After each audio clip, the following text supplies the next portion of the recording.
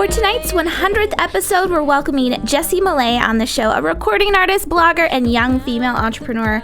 She's going to share her advice for us on personal branding, goals, strategy, team, and creative entrepreneurship. Watch the entire 30 minutes, introduce yourself on the chat, and check in on Twitter using the hashtag YFEChat. Chasing, stressing for nothing. Throw your cares away, away. Dance the night away, away. I'm gonna party like it's 2099. Let's go on. All right, hi everyone. It's our 100th episode of YFE Chat Live, the live show that happens every Thursday night at 6 p.m. Pacific, 9 p.m. Eastern, here on YFELive.com. I'm your host, Jennifer Donogh. You can tweet me at Jennifer Donogh and use the hashtag YFE Chat Live or YFE Chat for the next 30 minutes. Make sure, of course, that you introduce yourself on the chat. Tonight's episode is episode 100. We've just been listening to our featured guest, Jessi Malay. Is this song not the most fun ever? I've been dancing to it for the last week or so, and my son loves it. And she has a few other ones, and they're all available on iTunes, so make sure that you check that out. So tonight's show, episode 100, is brought to you by Ovali TV. Ovali believes in building community through shared experiences. We produce professional live webcasts that bring tribes together. And by MailChimp. MailChimp is the best way to design, send, and share email newsletters. You can get started today at MailChimp.com for free. Don't forget to sign up for our mailing list at yfe.me/mailed it, because that's where all of the fun happens. You can stay in touch with young female entrepreneurs. So before we bring our guest on, Jessi Malay, I wanted to talk about a few things that are going on with young female entrepreneurs. One thing is that if you're in the Seattle area, come hang out with me next Tuesday at 6 p.m. You can find out more about it in our Facebook group. I'll include that in the notes for the show because I don't remember where you can get that. So then the action calendar is another thing that's happening. March obviously is starting on Saturday. If you're part of our mailing list, you'll get our action calendar tomorrow, and we're switching it up. A lot. So just sign up for yfe.me/mailed it to find out more. The theme is called Pictures of You. The Cure was a big part in putting that together, so just watch for it. And then Bootstrap Book Club, we're going to bring Stacey back on to feature a couple of the women that are in Bootstrap Book Club. We're reading the 48 Laws of Power, which I'm excited. I want to ask Jessi about. She's in the music industry, and our book, The 48 Laws of Power, was one of those books that the music industry really took hold of. It was kind of like an urban movement that they wanted to take back power from the music industry. So anyway, Stacey, who are the ladies that we're going to be featuring tonight? The two ladies being featured tonight are Nelly Garcia and Mary Beth Starjohn. I'm super sorry if I'm butchering your name. Well, and I love their comments too in it, and I'm so grateful that they got involved. And one of them is a baker, right?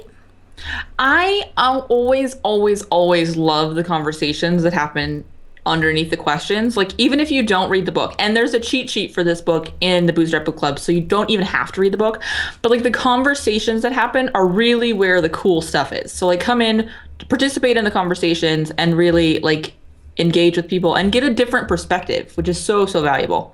Absolutely. Yeah, so Nelly Garcia owns Rocelli.com. It's a bakery. And then Mary Beth's store, Mary Beth, I apologize again with Stacey, workablewealth.com. So she's a financial planner.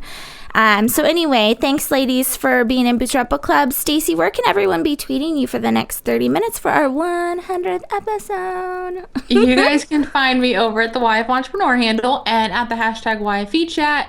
And I will be there until, the show ends or, whatever. We'll hang out afterwards again, too. Once I say bye to Jessi, then we'll pull you back up and we'll talk about her. Yes. All right. We have to wait till she's gone. I know, so right? I don't sound stalkerish when I tell you how obsessed I am with her music right now. I think we all are. Isn't it fun? It is. So, Stacey, let's go ahead and get going. Thank you so much for doing this with me.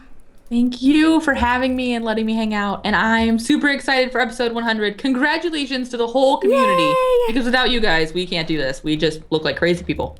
Right. Which we do sometimes anyway. Whatever. So let's talk a little bit about our guest before we bring her on. Her name is Jessi Malay. She is a singer, dancer, fashion blogger, and she's a co-founder of the Coalition Group. So I don't know. I was telling her, I don't know how you do all of this stuff. So we're going to ask her. She's also a UCLA grad, and she's a Los Angeles native. So Jessi, thank you so much for joining us today. Much for having me. I'm really, really excited to be part of your 100th episode. That's so exciting. Well, and I was telling you when we were talking how excited I was to have you on specifically because you kind of encompass a broad spectrum of what it is to be a young female entrepreneur. You're that creative entrepreneur. You're the person that chose themselves, that kind of a thing. So in that light, I want to talk about your background. So while you are the co-founder of this media production company, and you're a singer and a dancer, and like we said, all of your music's available on iTunes, you have quite the extensive background before you got to this point. So tell us a little bit about that. Yes. So I've always pursued singing and dancing since I was little. You know, I would wake up in the morning at 4 years old, line up all my stuffed animals in the family room, get dressed up, put on my, Madonna, Janet Jackson, Paula Abdul, Mariah Carey, whoever it was at the time, and perform for them. And things haven't changed that much till now. I'm still very passionate about what I do.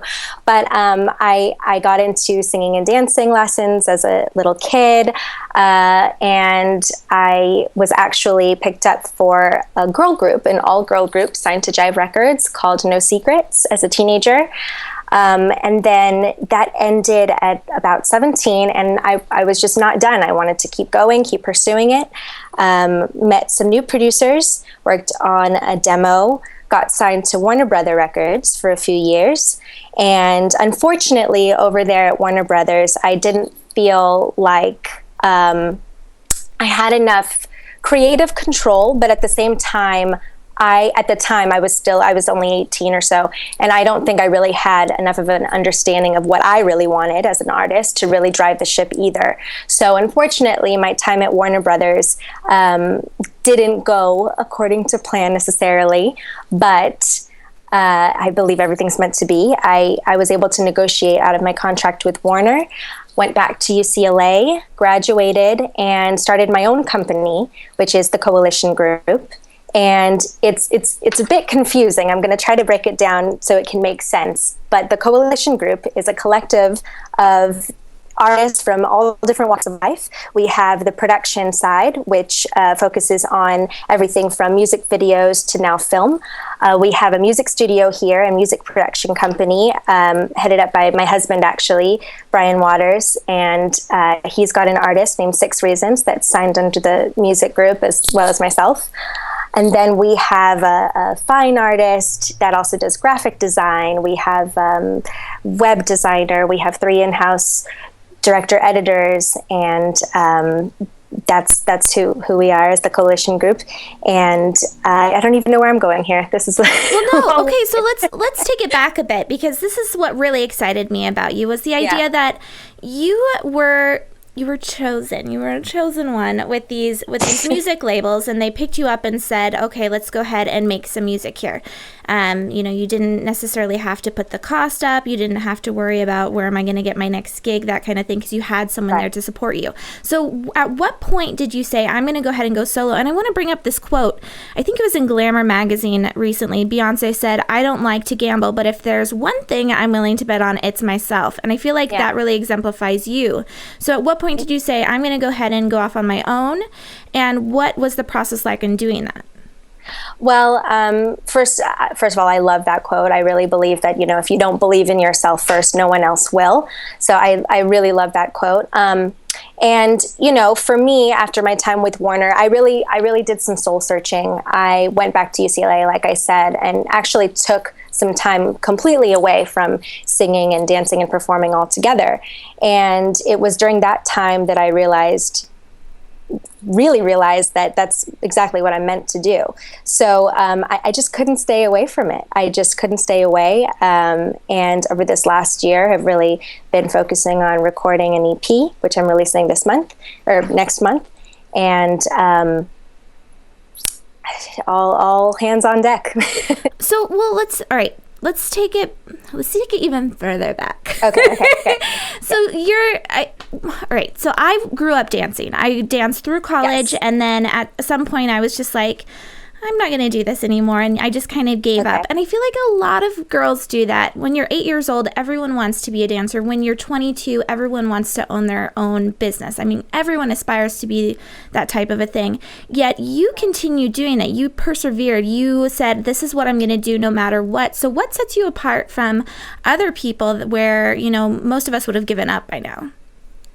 You know what? A lot of that has to do with my team, my friends, my family, and the fans that I've had since No Secrets days that continually support me, and not only support me, but have really joined the movement, joined my team, and are making it happen. I really don't even see myself as I see myself as a product, almost as a project, as a movement that I can work with a collective of people to push forward. And who are you working with exactly? So you said your husband is doing the music production side in the studio, and yes. Then you have a co-founder. Co-founder, yes, of the coalition. Sorry, go ahead. The coalition group. And how did you find her? We met through a mutual friend, actually, completely randomly, and have been friends for 8 years now. And she comes from a film background. So she went to school in New York for film. I came from the music world, and we kind of joined forces and decided to start shooting music videos for some of our other friends that have, you know, bands or just needed visuals to accompany their work. So that's how we met and really got going with the coalition group, with the production side of things. And then one thing led to another. You know, my husband was a music producer, also had a streetwear clothing brand.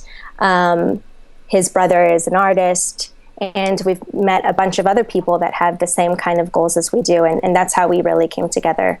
Oh, that's so cool. So, yeah. I mean, there's got to be some strategy behind all this. It sounds like the coalition group came first after going to Did you go to UCLA for business school, or was that just like what did you go to school for? No, I went back and got my degree in world arts and cultures. So I was actually able. I know. What is that, right? But I got to do a lot of dancing and art studies that still apply and helped so much in what I'm doing today. So So who has the business experience in the team? Is this something that you guys are all just figuring out as you go, or is there someone else? My husband went to business school. He graduated from USC in business school. Yeah, had his master's in business. And then other than that, yeah, it really is something we're all figuring out. Well, you know, I feel like anyone, no matter how much business school you've had, there is just an element of you've got to just get in there and figure stuff out. We talked to someone in Los Angeles last year that was kind of the same thing. At some point, you just have to try out some of the theories you've been talking about. So you have this production company. Now, Jessi, another thing that I got excited about that people are going to be able to relate to you with is that you are a very successful lifestyle blogger. My White Tea is huge. The photos that you put on there are beautiful. And there's just something very relatable about you. So at what point did you say, you know what, I'm doing this whole singing thing and dancing, and I own this company, and now I'm going to, you know, throw blogging into the mix?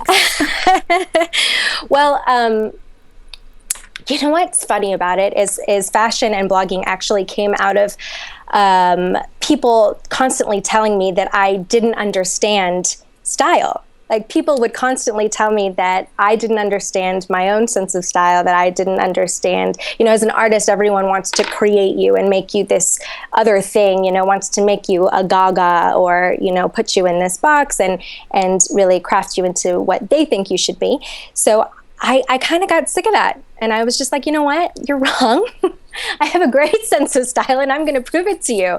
So I started fashion blogging, and it's really fun for me because it's just the easiest way to kind of, I love fashion because it's the easiest way to express yourself on a daily basis, I think. You know, that's what I really love about it. And I also got really inspired, you know, once Instagram really picked up and seeing all the other fashion bloggers and what they're doing.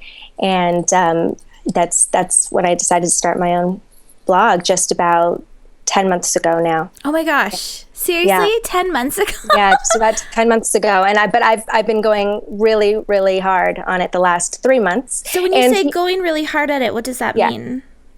Well, like I said before, I would just blog from time to time, maybe once a week, put up a post. And in the last 2 to 3 months, I've started taking it a lot more seriously. I met with a couple other, influencers in the fashion blogging world, and their advice to me was just to, post more often, and really engage your audience, really build within this community. And it's been so much fun. Well, that's interesting that you say, to increase the quantity, but what sets you apart from others is that, yes, you're increasing quantity, but you're also keeping up the same quality, if not improving it with each image that we see.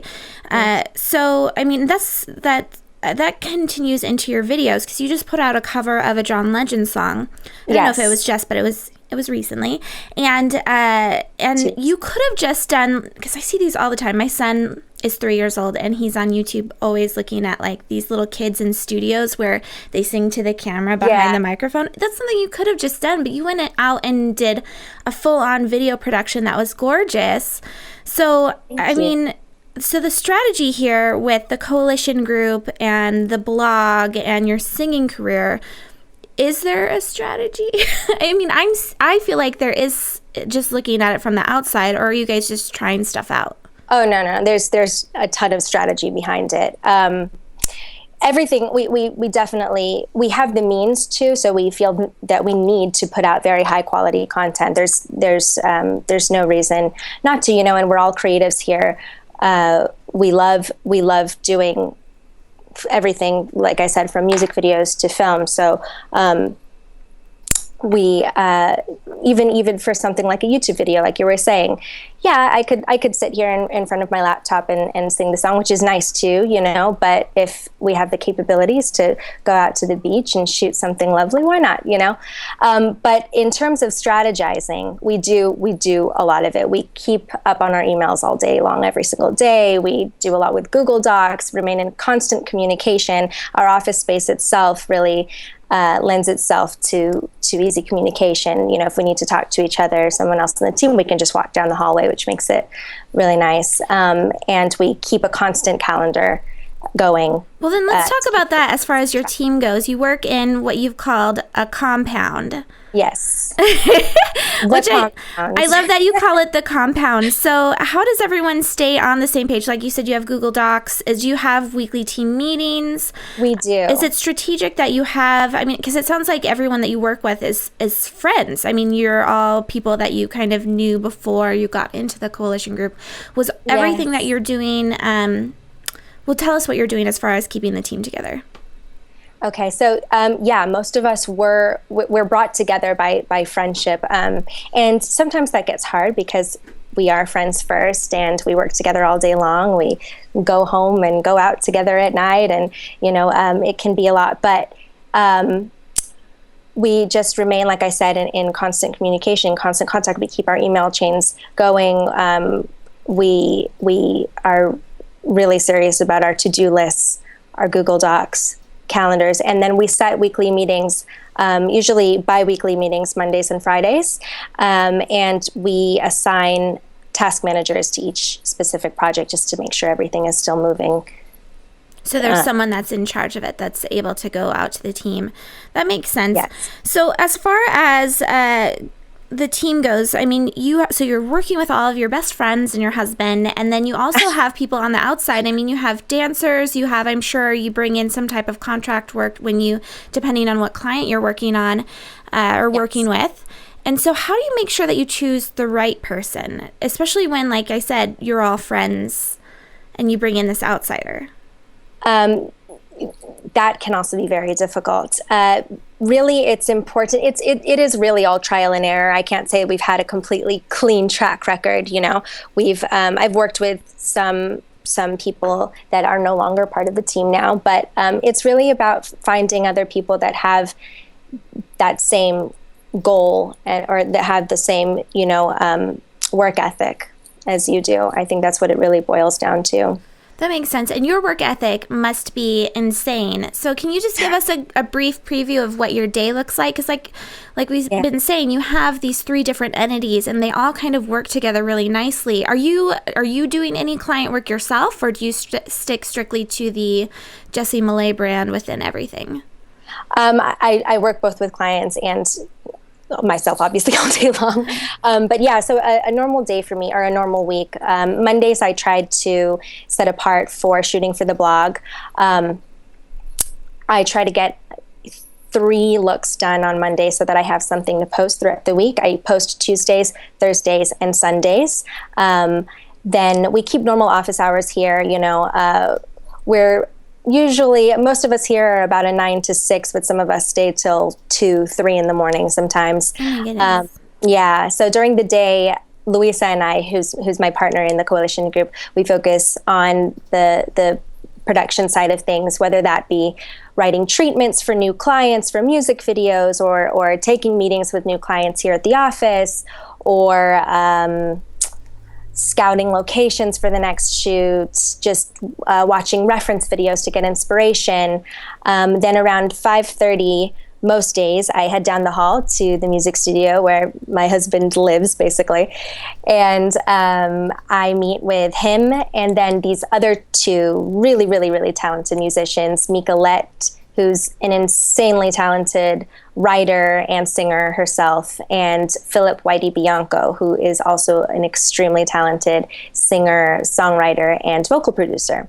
And at night from about 5:30 until whenever we can keep our eyes open until, we write and record and are working on my EP, and then also music for other artists as well. So how do you stay profit focused in all of this when you're doing all this fun creative stuff? I mean, like I was saying earlier, at 8 years old, I would have given anything to be able to make money and sing and dance and do that kind of a thing. But with the coalition group, I'm assuming that brings in a lot of the capital necessary to do some of the things that you're doing. So how do you make sure that you stay focused on bringing in the clients and then making sure that each project is profitable? Yes, it gets really difficult sometimes, especially when, like now, for example, I'm amping up to release this EP in March. So a lot of my time is completely focused on my music and starting to market the EP and getting the videos ready and everything. But where our strength lies is really in the team. When I'm focusing on all of that, Louise is able to still focus on meeting with our clients. Or like, for example, right now we're shooting a reality show called Young Love, and she's out there right now at the shoot where I'll be heading after this. So we break up tasks. We're really lucky to have so many people on the team. So now, you started the fashion blog just 10 months ago, and then when did the coalition group start? We started the coalition group about 3 years ago now. And then when did you become an independent artist? I became an independent artist. Well, I really just got back into music a year ago. So you do things quickly. So, it's so funny that you say quickly, because to me, it doesn't seem that way, but it's nice to hear that you think, quickly. That's a great point. One of the past guests, Heidi Allstop, she has an app that helps teens communicate, and I'm forgetting what the app is right now. But anyway, she said to anchor high, and I love the idea that you said this doesn't feel like it's happening quickly, to where other young female entrepreneurs getting a blog up in 10 months like that, and just starting your singing career and having hundreds of thousands of people listen to you every day. That seems like laser fast movement to me. So I like the idea that you anchor high and you set those high expectations for yourself. So what advice would you give to other young female entrepreneurs on making movement quickly? Is that something that, what's your advice on it?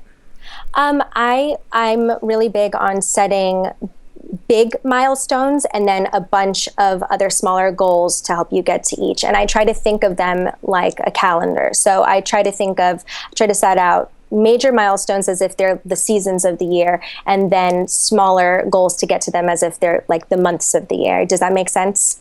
Yeah, and visualizing it that way. It does make sense. And do you get your team involved with it? Is this something that you actually write down? Do you put it in a calendar? What do you do once you actually say, this is my big goals, this is what I'm going to do to get there? Google Docs. I can't emphasize that enough. We live by them. And yeah, it's really, I can't stress enough either how important communication is, because, you may have these goals and things in your mind, but if you can share them with your team and others, it's just so much easier to get to them. Well, and I love that you're doing this with your friends and your husband, as far as employees and that type of a thing goes. And that's for anyone, whether you have a big team of people or if you're just solo as far as the ownership over your business.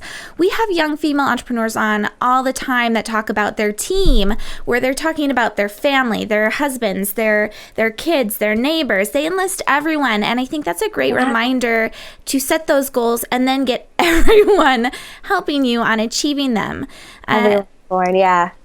So the other piece of you that I wanted to talk about was this personal brand. Like you said, everyone was trying to force you into these different boxes. Like, you're going to be the next Lady Gaga, or you need to look more like this person. Right. So how do you decide what to share through social media? Because like you said, you're very active on it. How do you decide what photos to share, what items to put up on Twitter? This is a big thing out of the 48 Laws of Power that we're reading. It's Law 4 that we just discussed, and it was the Say Less law. So how do you decide what to actually put out? I do put a lot of thought into it. I usually, at night, the night before, I'll mark out what pictures, for example, I want to post on Instagram for the next day. And I usually post at around the same time every day. But what's most important, I think, is actually to establish three main things. Number one, your own sense of aesthetic values. Number two, what demographic you're shooting for. And number three, what you really want to say about yourself. So, for example, with my white tee, I know I really love a lot of texture and color and really capturing that LA lifestyle. And I know I want to shoot for the 13 to 30 demographic, and I know I want them to understand that fashion is just the most simple way to express yourself on a daily basis. So in establishing just those three things alone, it helps me to have a much deeper understanding of my brand, which in turn helps others understand what it is as well. So I'd say just really establishing those 3 points is so key. That's a common thread through all of our shows, where if I'm drawn to people by the images that they show on Instagram. I always say this, I love the network just because you're able to really get a glimpse of who someone is through it. And yes, it's filtered, and people complain all the time. It's not authentic. We don't see people at their worst days. Well, as a business owner, I don't want people to see me at my worst day. I'm putting together a brand here. And I love that. It's just, I hope everyone takes this home, that the idea that you've taken time to put together what it is, this brand packaging, what it is that you're showing to the world. And it's not just something that you do on a daily, on a whim, oh, let's go ahead and put this up, but there's actual thought behind it. And I think that's a great reminder that this just doesn't happen. It's not just luck out there. It's a lot of hard work and preparation too. Absolutely. I can't stress that enough. I mean, like I said, I've been doing this since I was 14. So it's not by coincidence that these people that are in successful positions are where they are. I mean, there's a lot. Do you feel like there's any, and we're running out of time, but do you feel like there's any mindset type of is there a reason why, like going back to my original question at the beginning, is there a reason why you're doing better? I mean, there's people that are working just as hard as you, Jessi, but you, for some reason, have risen up to the top. Do you think there's something that you carry yourself or handle yourself differently than them, as far as like maybe positive thinking or anything like that? Absolutely positive thinking. I can't stress enough the importance of my team and family. I'm so blessed to be able to work with my friends and my husband and my family every day. And you know what? I believe in myself. I think that's a big difference in itself. I think a lot of people don't know why they're shooting for being a singer or a fashion blogger whatever have you. And I think just establishing why you got in and remembering the passion that you initially felt will help you. Very nice. That's great advice. Remembering why it is that you got started and always having that in the forefront, and then having the people around you that supports you, and being someone that people want to support, being someone that people go out of their way to rally around. I think that really says something about you. I said that you remind me a lot of Selena, and I loved that movie with Jennifer Lopez. I loved that movie too. I loved it. And your personality really reminds me of her, and it's someone that people are just attracted to. And I think that's just from an outsider's perspective, I'm sure that helped as far as your success goes. But Jessi, so where can everyone find out more about you? Grab, like you said, you've got, what do you call it, an EP? Yes. I have an EP coming out next month, which we're shooting videos for now. And it will be available on iTunes, but also check out my website. That's jmalay.com. And you can pretty much reach every other avenue through that website. There are videos, music, photos, the link to my fashion blog, which is mywhitety.com. That's mywhite.com. Also check me out on youtube.com/Jessi Malay, and of course Instagram at Jessi Malay, JESSIMALAY, and at mywhitety. Yay. Jessi, thank you so much for doing this with us tonight. Thank you so much for having me. You are so much fun to follow, and hopefully everyone will pop over, especially to Instagram. You have to follow Jessi on Instagram for sure. It's required. Thank you. All right, Jessi. Well, thank you so much. Thank you so much for having me. All right, everyone, you've just been watching Jessi Malay. Make sure that you check out her website. Wasn't that fun? She's so inspiring and just a positive, happy, bubbly person that you want to be around, which I think is definitely a game changer for a lot of people in business. And I want to give a special shout out to Molly Welch. She's an executive assistant, or the way that I found out about Molly was through Allie Brown. She was the executive assistant for Allie Brown, and since then has started her own company and already has her first employee. Molly's someone I absolutely adore. So if you need any type of executive assistant, any kind of calendar management work, make sure that you check her out. I'll include her link below this video, but she introduced me to Jessi. So it's all about the company you keep, people. Let's make sure that we remember that. All right. So everyone, you've been watching YFE Chat Live, the weekly live show that happens every Thursday at 6 p.m. Pacific, 9 p.m. Eastern for 30 minutes. You can find us on YouTube and iTunes by searching for Young Female Entrepreneurs. And of course, sign up for yfe.me/mailed it to keep in the loop with everything Young Female Entrepreneurs. This has been Jennifer Donogh. Thank you so much for watching our 100th episode.